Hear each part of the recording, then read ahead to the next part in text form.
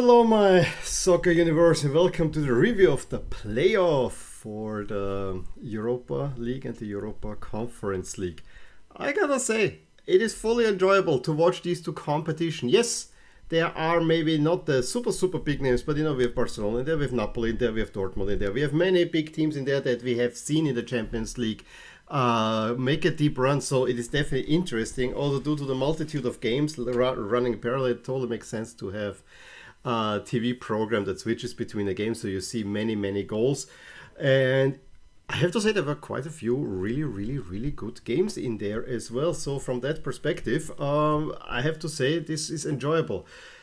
What I bemoan, and I said this already multiple times, I think now with three competitions. Remember in the old times, maybe you don't remember, but I remember when in the 90s there were still three European competitions, meaning it was first the European Cup, then the Champions League, then we had the Cup Winners' Cup, and then we had the UEFA Cup, and it was always Tuesday's UEFA Cup, Wednesday is European Cup or Champions League, Thursday is the Cup Winners' Cup, and there could be fixtures moved around, but there was a certain rhythm to it.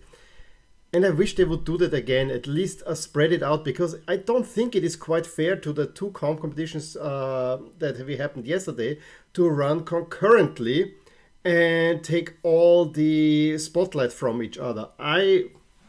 Personally, I would suggest, keep the Champions League Tuesday, Wednesday in the late slots, but take the two slots, the two early slots from the Conference League and the Europa League, and put them on Tuesday and Wednesday. Maybe you could do Conference League Tuesday, Europa League Wednesday, and then you could have on Thursday an early window for the Conference League and a late window for the Europa League. I think this would make, at least to me, a whole lot more sense, because there's a certain sense of a build-up there, and you have early stuff, and then you have also quite a few games a little bit more spread out.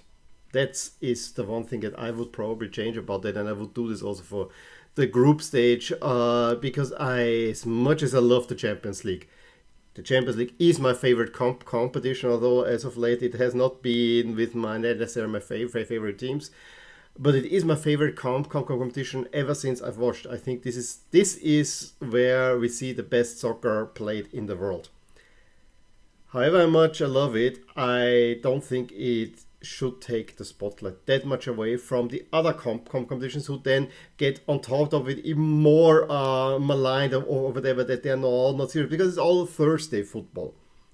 That, I think, is not fair, and this is, I think, where UEFA can do a little bit more. But yeah, enough of me talking about that. I want to give you, as I said, I saw many games. I saw actually highlights of all games. So I can talk a lot. I decided on wearing Atalanta. Just in case, if you know my sorting up there, I sort them by chances of advancing to the round, with Dortmund being in the last place, Sevilla being in first place. If you saw the results, it makes a whole lot of sense. I will say we start with the big one, where we had Barcelona play Napoli. That was the marquee matchup of the entire evening, and for large amounts, I think it kind of delivered, but it had a certain PSG Real Madrid flavor, with Barcelona definitely being the better team, the team that created more chances.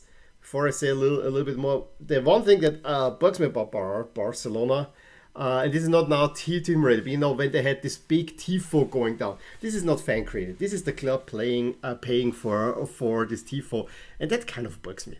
Because in many other leagues the fans can do it. No, in Barcelona it's such an opera fan base, like in Madrid. I mean, my favorite is the block of Real Madrid fans behind the left goal, all in white, the super ultras, and the rest is this is what a little bit bugs me, and that's also why the few times I've been to the Camp Nou, they only care if it's a big game. But I gotta say, the crowd got behind the team. The team played reasonably well, created many chances, and I was actually a little bit disappointed by Napoli by hanging in deep, because I know what Napoli can do. On the other hand, Barcelona is the more talented squad. even without the new signings, I think Barcelona will still be a more talented squad than Napoli. And Napoli kind of said, yeah, okay, we need to weather the storm at the Camp now. And in the end, they got a really, really good result. It was against the run of play when Zielinski got the early goal, although Osimhen missed the chance early on. I also got to say that the penalty for Barcelona was an absolute... Yes, technically it's a handball, but what a ridiculous decision that was. I mean, I can understand if a ball hits you straight on the hand, but it is just like this on the fingertips. This seemed to be absolutely ridiculous. Ferran Torres playing in a kit without Nike logo, without Barcelona logo. I mean, what a mess up that was. It actually, to me, this speaks a lot about Barcelona at the moment. And Ferran Torres, he had missed already a few chances before. He missed a pretty big one, then laid on. I mean, after the penalty, it was really, the game was headed for a 0-0 draw, but then Barcelona really took it up a notch and probably should have won it. And not even by one goal, but even by 2 goals. I think that would have been overall a fair result. I think we had a pretty big chance missed by Ferran Torres, who was completely dejected after the game. We had Luc de Jong tried a bicycle kick and so on. But yeah, Barcelona could not hang on. And so it goes back to the Maradona Stadium, which is so perfect because those two teams are, of course, the teams in Europe that are associated with Maradona. So in many ways, this game was the Maradona derby. Barcelona at the moment, I would still give them the advantage a little bit, but you gotta make it through Naples in many ways. So it remains a toss-up. Let's put it that way. A toss-up, everything but a toss-up, is what Dortmund and Dortmund Rangers. Rangers went to Dortmund. Dortmund knew they cannot defend. I mean, if you watch the goals, yes, the first penalty, it's a blackout, but then the defending on the second and third goal is just absolutely horrendous, and Rangers fans are probably pretty happy with that because the game was kind of plodding along, and then they turn it on, and Tavernier converts the penalty. Morelos makes it 2-0 before they have the Lundstrom right after the half, makes it 3-0. But it did not take long for Bellingham to pull one back, and we had a German commentator on that. They gave it. Yeah, this might be important. This might be rallying the troops. No, Zagadou on goal. I mean, yes, it was a Morelos shot, but it got deflected by Zagadou. It was for some reason not called initially, but then VAR stepped up. It was really, really weird, to be honest. Then Guerrero just pulls one back, which could be important. No. The way Rangers played against Dortmund, if Dortmund keep on defending like that, it's definitely a done deal. The interesting stat is that Dortmund have conceded on average 1.7 goals per game. That is not good. And even more, they score on average 1 goal more if Haaland is playing or not. So I honestly, yes, in a perfect world, and if Dortmund lives up to their billing, you could maybe see them going to Rangers and scoring 2. I don't see it at this moment. Rangers really impressive and going through. I think for Rangers, it was even made sweeter, as we'll see that in the conference with Celtic, even lost at home. Also a kind of a humiliating defeat. Sheriff 2-0 over Braga. I saw the goals. I mean, the second one was laid on a horrible defensive mistake. But yeah, Sheriff, the story probably continues. Super entertaining first half between Zenit and Betis, where Betis played their quick pass counter-attacking full football in the first half. 2-0 up through Rodriguez over Joaquin, free kick, and then William Jose in the 18th. But Juba, very quick thereafter, pulled it back, and they even get the equalizer from Malcolm. But then Guardado, 3-2, and then Betis hang on. I mean, Zenit hit the crossbar, but on the other side, Betis also missed a few counter-attacking chances. But that was a highly entertaining game, I must say, especially in the first half. Also, very unusual and nice jersey matchup with the light blue against the green and white. So one that you don't see that often. These boys here, Atalanta, made much harder work than needed by Olympiacos. Yes, Suarez gives them the lead, but then Atalanta is pressing. They just cannot convert their chances. Jim City, in the second half, turns the game around within two minutes. A goal by Pessina has been not given by offside, but to be honest, there need to be absolutely... And Atalanta should put the tie away. In the second half, they could have easily scored 2 or 3 more. So yeah, still very much in the balance, and you don't want to go to the Olympiacos with Olympiacos still having a chance because that's a hard ground to play. Lazio had a really good showing for about 30 minutes ago, I'll say, and took a deserved lead through Sakanya. However, then they suddenly were hanging back and let Porto back into game, and Martinez, both times assisted by Jean Mario, uh, turned the game around. And the 2-1, I actually thought the Porto, which I from the get go, I thought Porto is the better of these two sides. Porto, I think, is a really good team that realistically has a quarterfinal in them. On 5:30, they're even currently the favorites to win the Europa League. So it's also because they have a pretty good advantage here. So from that point, I would not have been surprised if it would have added 3 or 4 for 1 for Porto. But then Lazio could keep it even. They did not have Immobile, who was diagnosed with COVID, so that also hurt them. But I actually thought that Lazio, for short stretches, played quite well. Porto clearly the better team overall. Leipzig, I think, also was the better team. However, Real Sociedad were kind of clinically taking an early goal through Lenormand. Horribly deflected, and hang on, and Nkunku gets the equalizer. Leipzig, as I said, creating more chances. However, also defensively, Leipzig not as sound yet, and it was then a penalty given to a handball by Guardiola, where Sabal converts.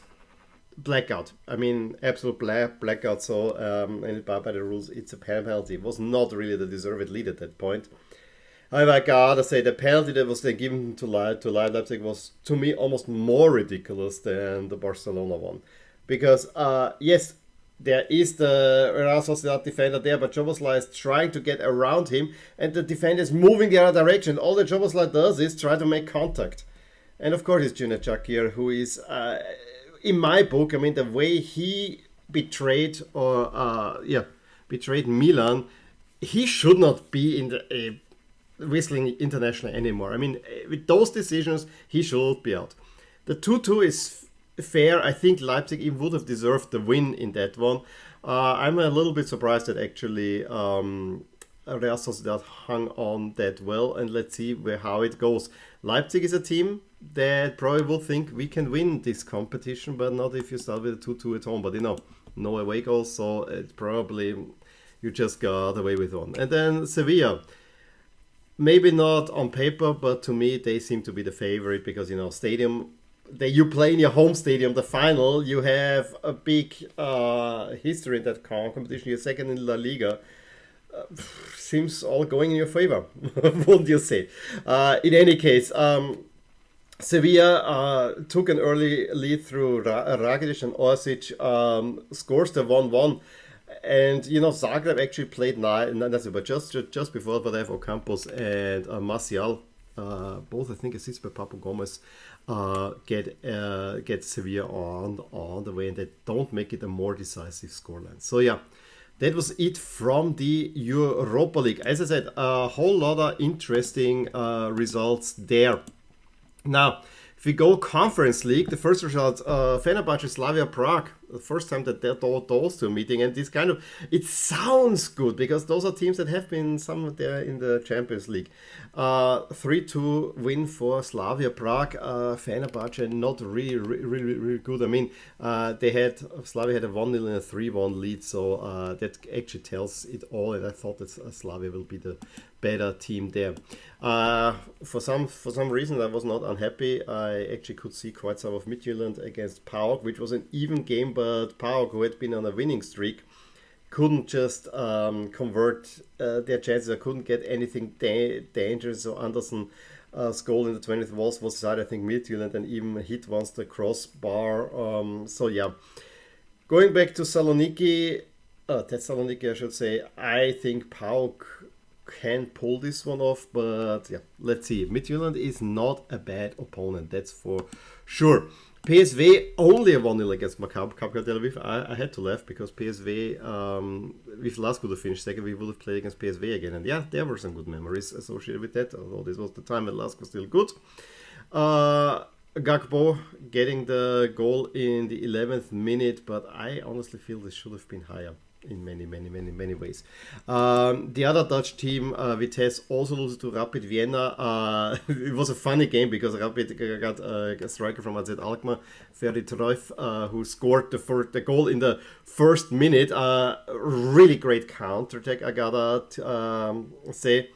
And Vitesse has an Austrian striker, so a coach who was coaching Austria Vienna and so on. Both teams not in the best form, but Rapid in the first half really good. Marco Grul tearing up, getting the second goal in the 16th, and you're thinking, yeah, this is going really well for them.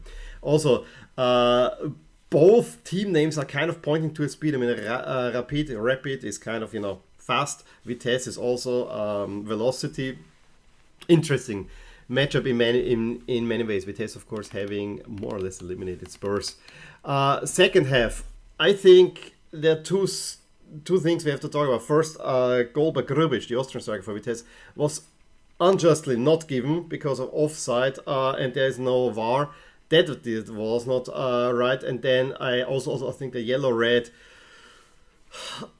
Stojkovic for Rapid, was maybe too much in the referee's mind, but the referee gave way too many cards on both sides, and so yellow-red was unavoidable, but it was, And then Rapid really hung on, Openda making it 1-2 from Vitesse's side, and Rapid barely hang on. It was really a tale of two halves in many ways. Then one of the big shockers, Bodo winning 3-1 at Celtic. That's pretty impressive, given that Bodo, I think, is still in the winter break. So pretty impressive stuff there. And Bodo continue. I mean, if you beat 6-1 Roma, a win at Celtic, it shouldn't come as a surprise.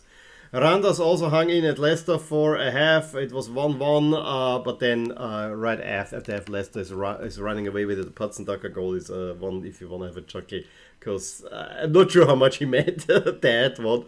But Leicester 4-1 winners. And then Sparta Prague Partizan, another one of those. It sounds very, I don't want to say champion. Oh, I'm forgetting Marseille. Marseille, of course, also. Milik being the big one. Sorry, Marseille fans.